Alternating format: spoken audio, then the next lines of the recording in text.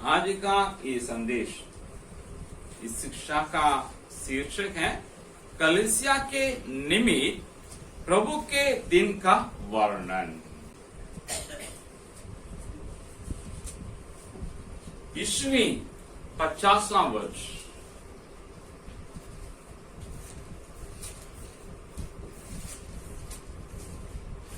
अक्टूबर से लेकर के नवंबर, जून, अगस्त, अक्टूबर, नवंबर,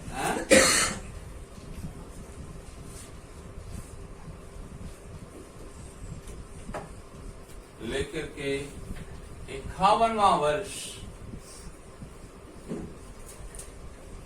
जनवरी तक पौलुस, उनके दो साथी कौन कौन थे? सिल्वानुस और तीमुथियुस। तीमुथियुस तो एकदम नया है, टीन एजर है, जैसा हमारे लालन जैसा टीनेजर। अगर ये मेरे साथ जाएगा तो कैसा रहेगा, वैसे हैं। सिल्वानुस उनके लगभग बराबर है। ये 3 जन का टीम आपको थिस्सलुनीके में क्या था?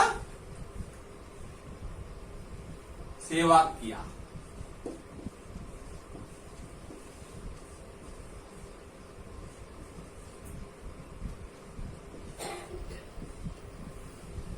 लुनीके, ये शहर में इन लोग सेवा की। 50वां वर्ष में प्रथम से देखिए, नवंबर महीना में थिस्सलुनीके में आते हैं पौलुस, सिल्वानुस और तीमुथियुस।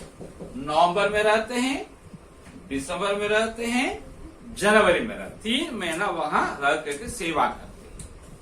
सेवा करने के बाद वहां बहुत सा विरोध हुआ, भारी विरोध हुआ, जिसके वजह उन लोगों को थिस्सलुनीके को छोड़ना पड़ा। छोड़ करके दूसरे शहर में चले आए। दूसरे शहर था आपको बिरिया। ये बिरिया में आए आपको फरवरी में, समझे? 50वां साल के फरवरी में वहां आए। 1 महीना हुआ, मार्च महीना में आधा महीना तक उन लोग बिरिया में रहे। फिर बिरिया से कहा चले गए? एथेंस, आज भी है।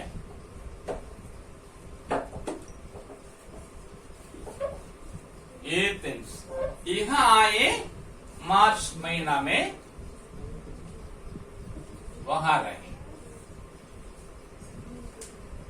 मार्च महीना में वहां रहे। फिर वहां कुछ दिन के बाद उन लोग आ गए कोरिन्थुस।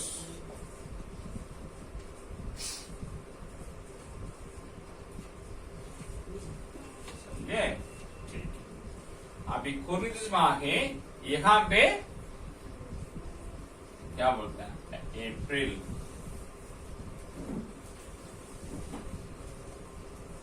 अप्रैल, या मई,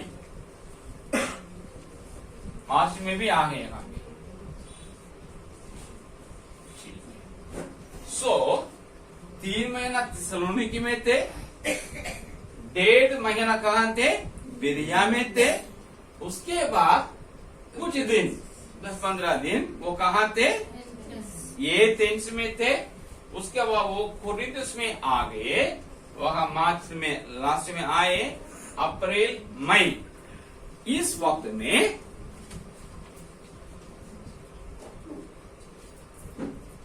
पौलुस अकेले थे, लेकिन पौलुस के साथ तीमुथियुस भी आ गए और सिल्वानुस भी आ गए। यहाँ 3 जन एक साथ थे। वहां से 2 जन यहाँ आए, सिल्वानुस और पौलुस। तीमुथी यहाँ रह गया थिस्सलुनीके में। उसके बाद तीमुथियुस भी आ गए। फिर हो गए वो, क्या हो गया? 3 जन का टीम हुआ। बिरिया में 1.5 महीना में क्या हुआ? और भारी विरोध हुआ। उस वक्त में पौलुस को निकलना पड़ा। तो पौलुस मात्र अकेले एथेंस में आए। समझ में? जब पौलुस एथेंस में आए कुछ दिन में वहां से बाकी दोनों जन तीमुथियुस भी आ गए और सिलवानुस भी आ गए। फिर कितना जन हुआ? 3 जन का टीम हो गई। लेकिन थिस्सलुनीके लोगों के बारे में जानने के लिए हमारे पौलुस को बहुत इच्छा थी, तड़प रहे थे मिलने जुलने की। इतना विरोध के बीच में उन लोगों ने क्या किए? प्रभु के ग्रहण किए, वचन को स्वीकार किए। अभी इन लोग कैसे हैं? इतना विरोध में, इतना क्लेश में लोग कैसे होंगे? उन लोग देखना है। लेकिन ट्राई किया। थिस्सलुनीके से बेरिया आने के बाद पौलुस 2 बार ट्राई किए थिस्सलुनीके में फिर जाके आ जाए, लेकिन बात नहीं बना। तो वो एथेंस में आने के बाद जब तीमुथियुस और सिलवानुस आए तो क्या किए थे? तीमुथियुस को बोल दिए फिर तुम थिस्सलुनीके में चले जाना बाबू, वहां जाके लोगों से मिलना जुलना, उन लोगों को विश्वास में दृढ़ करना करके चले आना। और सिलवानुस है, सिलवानुस को फिर वो फिलिप्पी भेज दिए। नहीं तो ये भी पंडित लोग कहते हैं फिलिप्पी सॉरी सिलवानुस बिरिया में रह गए। तो तीमुथियुस अकेले आए, उनको थिस्सलुनीके में चला भेज दिए। जैसे भी अभी एथेंस में से पौलुस अकेले कोरिन्थुस में आए। आने के बाद अप्रैल या मई महीने में आपको तीमुथियुस भी आ गए, सिलवानुस भी आ गए। अभी अगेन क्या हो गया? 3 जन का दल बन गया। जब तीमुथियुस आए, थिस्सलुनीके से कुरिन्थ आए, तो उनके बारे में बहुत कुछ बताएं।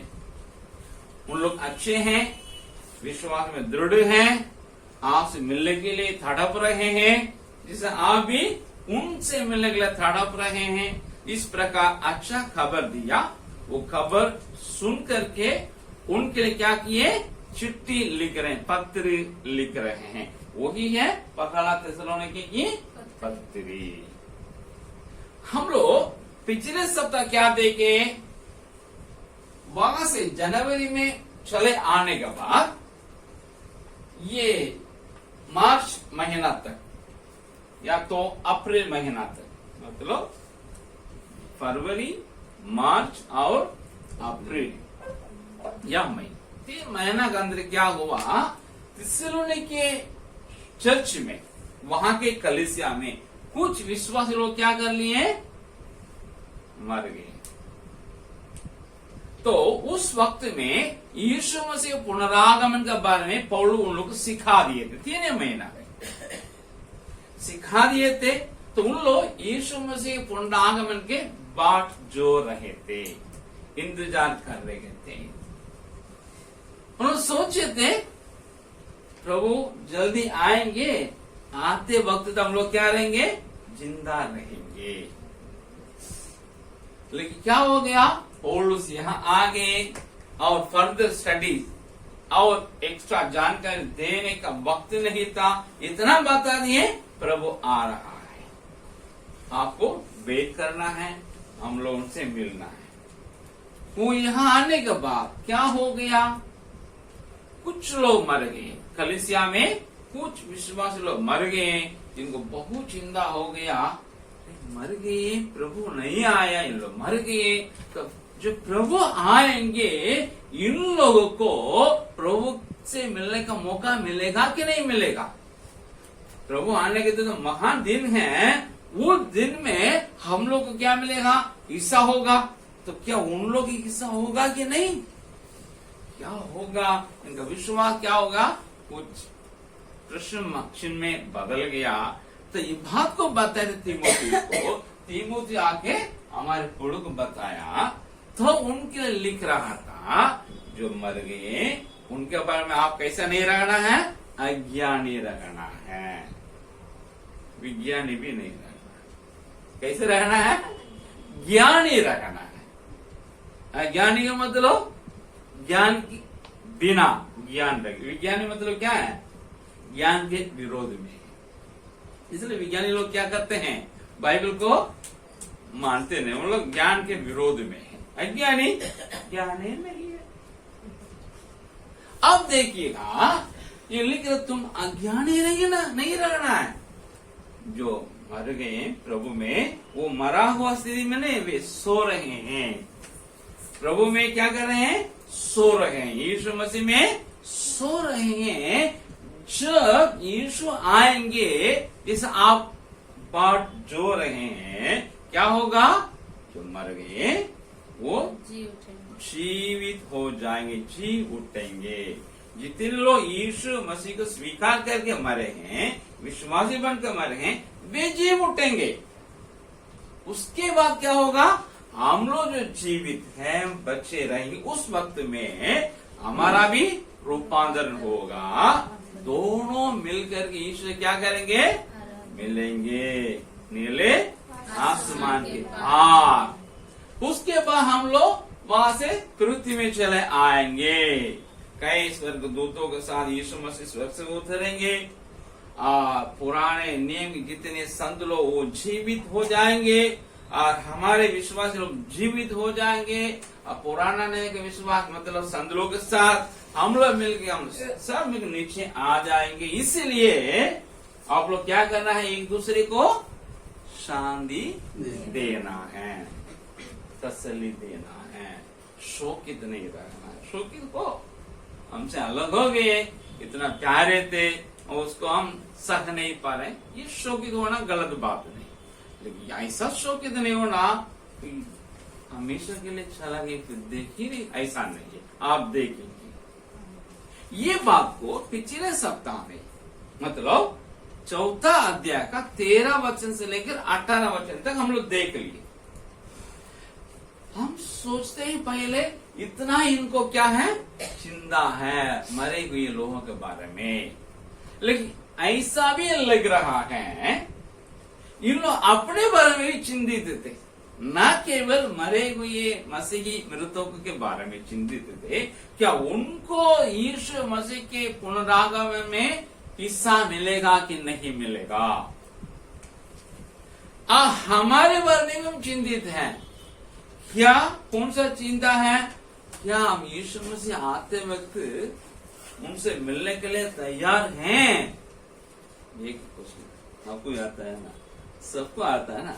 अगर आज यीशु मसीह आएगा, क्या हम उठा लिए जाएंगे? बहुत लोगों को ये जब सोचते हैं तो डर आता है। उनका भी वो डर थी, हम तो तैयार नहीं थे। पूछना है चांदनी से, तुम तैयार थी चंदन आते वक्त? आप सबको ही मिलकर उनको तैयार किए तो तैयार हो गए। चंदन तैयार थी ना? सो यीशु मसीह आते वक्त वो दुल्हन ना, दुल्हा, हम दुल्हन है, कलीसिया, हम तैयार होना चाहते, हम तो तैयार हो नहीं सके। क्या करें? ये चिंता नहीं तो उनका ये चिंता थी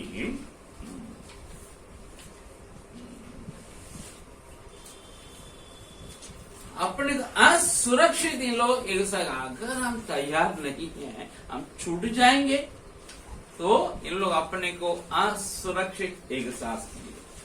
क्रिश्चियन हैं, विश्वासी हैं, यीशु मसीह के पुनरागमन के इंतजार में हैं, वेट कर रहे हैं, बाट जो रहे हैं मिलने के लिए, लेकिन समय तैयार नहीं। अगर आज यीशु मसीह आएंगे तो तैयार नहीं है, तो हम असुरक्षित हैं। क्या करें? ये भी चिंता इन लोग थी। अब इस चिंता को दूर करने के लिए पौलुस क्या कर रहे हैं? अगला अंश को लिख रहे हैं। 5वां अध्याय है, 1 से लेकर जो 11 तक है ना, ये समस्या को दूर करने के लिए वो लिख रहे हैं। इसलिए 4 अध्याय का 13 वचन से लेकर के 18 वचन तक जो अंश है, अभी हम जो अध्ययन करने जा रहे हैं 5वां अध्याय का पहला वचन से लेकर के 11 वचन तक, इन दोनों देखने में कैसा रहेगा, समानता को देख सकते हैं। ऐसा है लगभग वैसे है। उसमें आखिर में लिखे हैं 18 पढ़िएगा, 4 का 18। उसका लास्ट 16 है। पहला तिस्सुरी के 4 का 18, लास्ट 16 है, 18 है। इस प्रकार इन बातों से एक दूसरे को शांति दिया करो। इस प्रकार कौन बातों से? इस बातों से, इस प्रकार इस बात से एक दूसरे को क्या करो, शांति दिया करो। आप 5वां अध्याय के 11 वचन पढ़िए। इस कारण एक दूसरे को शांति दो, इस कारण दूसरे को शांति दो और एक दूसरे की उन्नति का और कारण एक दूसरे को उन्नति का कारण समझ में है ना। जो 18 मतलब लास्ट में है, वो भी एकांत जो लास्ट में है, दोनों लगभग बराबर है। ये बात से क्या करना, शोक से उनको शांति करो। और पिछले वाला पैसेज में अंश में यीशु मसीह स्वर्ग से उतरने के बाद कलीसिया मतलब पुनर्जीवित मसीही लोग और रूपांतरित मसीही लोग दोनों यीशु से मिलने के बाद इसका वर्णन है। एक आशा दे रहा है, आप चिंता नहीं करना। अब है इनका ये भी था, अगर यीशु आएंगे, अगर नहीं यीशु तो आएंगे, हम तो तैयार नहीं है, छूट जाएंगे।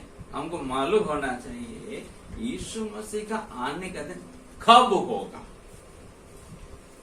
और कैसे होगा। 2 बात इनका अंदर था, हाउ, व्हेन, कैसे होगा, कब होगा।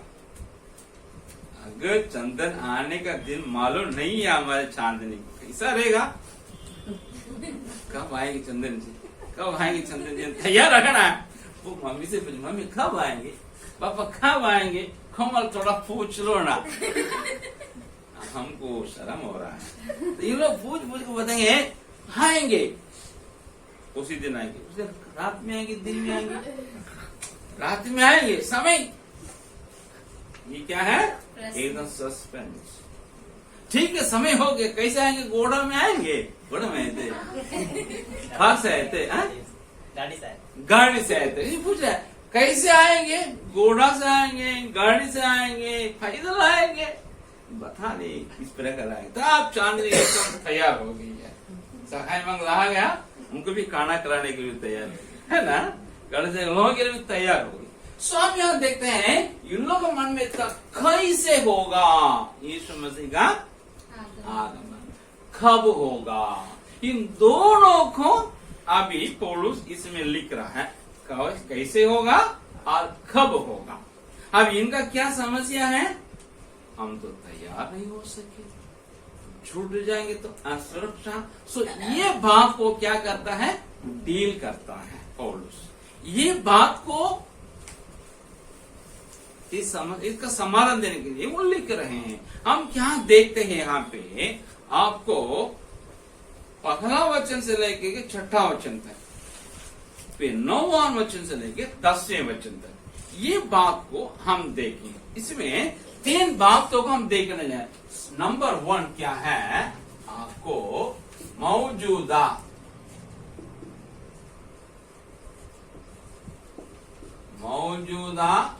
स्थिति,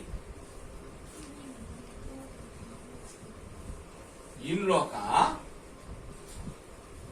वर्तमान में किस हाल है, ये थिस्सलुनीके के विश्वासियों की क्या हाल है, समझे ना। हम तैयार नहीं थे तो उनके क्या स्थिति वो लिख रहा है, समझ लो है?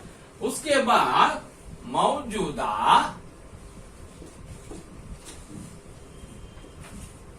क्या है, आचरण, मतलब आपकी स्थिति है, इस स्थिति में यीशु से मिलने आपको क्या करना होगा ये बता रहे हैं। उसके बाद तीसरा है मौजूदा हाँ, कर्तव्य है, आपको क्या करना होगा।